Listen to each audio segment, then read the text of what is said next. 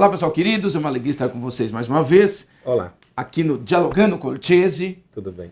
Que é um programa que a gente se diverte muito, doutor Orchesi e eu gostamos muito de fazer essa apresentação para os senhores, para os leitores e para os espectadores. E hoje nós vamos apresentar essa obra aqui, já a segunda edição, Uso Capião Extrajudicial, do doutor Henrique Ferraz Correia de Melo, segunda edição. Ela é uma edição, doutor, porque veja, o que acontece? Esse aqui foi um trabalho do doutor Henrique. O doutor Henrique é registrador de imóveis, foi juiz de direito, foi juiz da vara dos registros. Então é uma pessoa muito ilustrada, muito, sim, muito. Realmente, além de ser um queridíssimo amigo, ele é uma pessoa muito, muito gabaritada, ilustrada. E ele foi magistrado, depois ele resolveu se exonerar, sair da carreira, ele que resolveu sair. E aí ele advogou um período, depois prestou concurso para serventias extrajudiciais e é registrador de imóveis. Já participei de algumas palestras, congressos com ele, uma pessoa muito, muito gabaritada, e fez uma tese de doutorado, que foi a primeira edição aqui na PUC, foi aprovado com louvor e distinção. Só que essa apresentação da tese, ele explica assim, minuciosamente a figura da usucapião, que é uma figura assim, impressionante, que talvez seja a forma mais importante de aquisição da propriedade no Brasil, né, por incrível que pareça, né, mais do que o próprio registro, porque acontece mais, né, de você consertar o registro pela usucapião. A sua né? relevância social é extremamente elevada, né?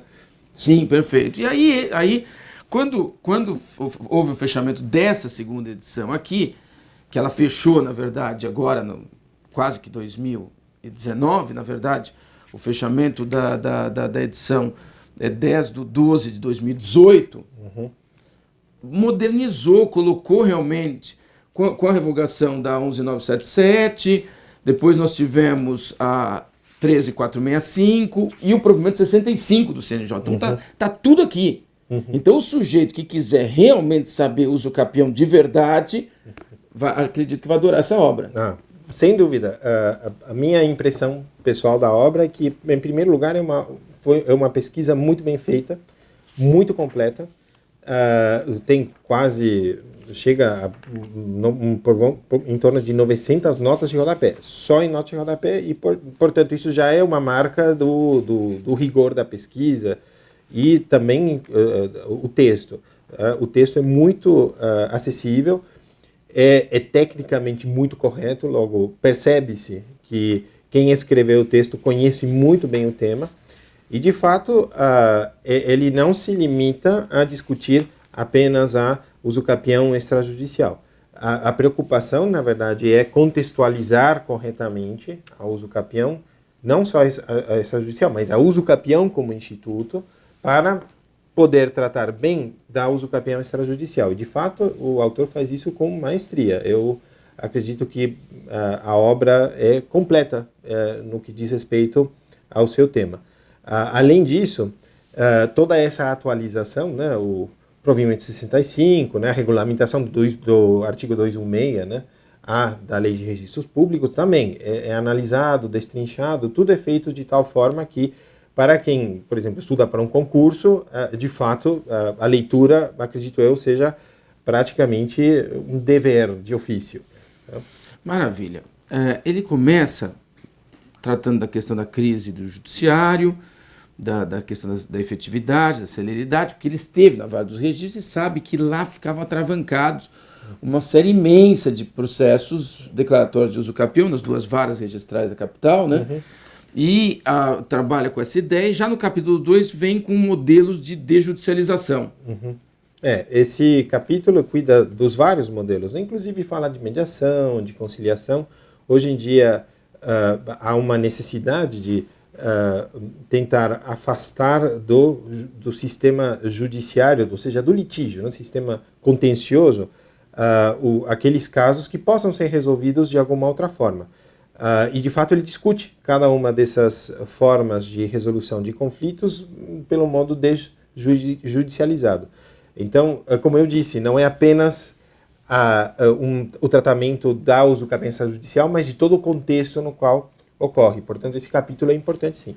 Depois entra no histórico, que é muito importante, já na usucapião extrajudicial, mas antes analisa os modelos. Então isso é muito importante para quem presta concurso, para quem trabalha na área, para quem gosta do assunto, que ele vai trabalhar com uso capião extraordinário, ordinária, secundum tabulas, especial rural, indígena, especial urbano, coletivo urbano, familiar. Então ele vem com todos os modelos de uso capião, assim, e um tratamento rápido, não é um tratamento lento, né? Pega e destrincha um pouco o modelo de cada um, importante, não? Sim, é muito importante.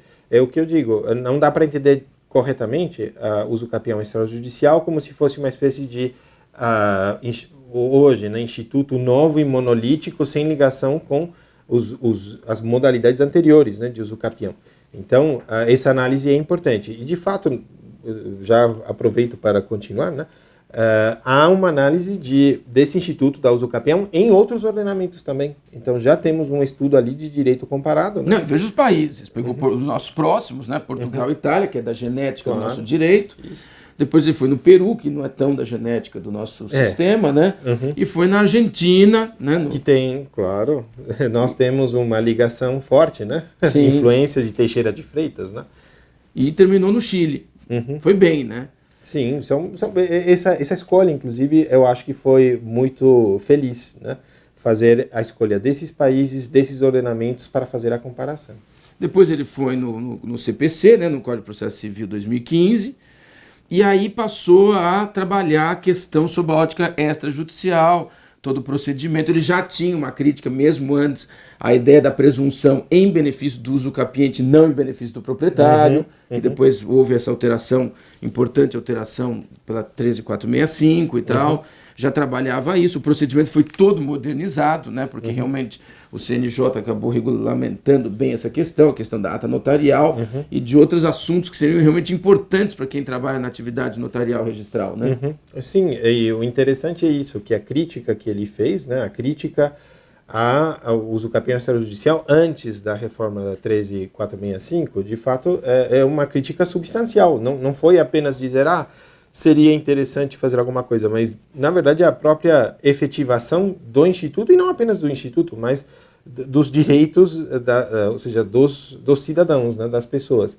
Então, foi uma crítica muito bem fundamentada, que ainda se aplica, né, na medida em que é necessário efetivar tanto quanto possível, né, esses institutos e esses direitos. E diria que, eu espero, né, que tenha sido, em parte, por influência de críticas como essa, que a lei tenha, eventualmente, feito essa alteração.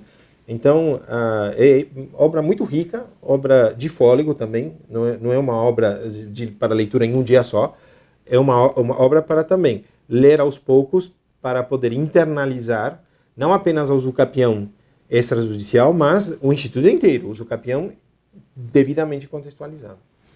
Então, doutor Ortiz, para finalizar, essa obra seria recomendável para que público, hein? Qual seria o público que vai realmente amar essa obra? Eu diria o seguinte, primeiro, para quem estuda na área, concurseiros em particular, mas qualquer um que estude na área de direitos reais ou, inclusive, direito notarial registral de modo geral. É uma obra recomendável por causa dessa amplitude que ela tem e por tratar de um instituto que é absolutamente fundamental para, seja concurseiros ou quem já é titular de algum ofício. Em segundo lugar, estudantes, de modo geral, também podem se beneficiar muito. É uma obra, como eu digo, de fôlego, logo requer uma leitura cuidadosa. Para iniciantes, talvez seja um pouco mais árdua a leitura, mas também se beneficiarão bastante. Agora, para quem é da área, é obra fundamental. Acredito que é obrigatória a leitura. Maravilha. Queridos, com isso nós finalizamos essa nossa participação aqui. Agradecer sempre o professor Dr. Tomás Ortiz, que nos enriquece muito com seus preciosíssimos comentários. Continue conosco. Siga-nos. Obrigado.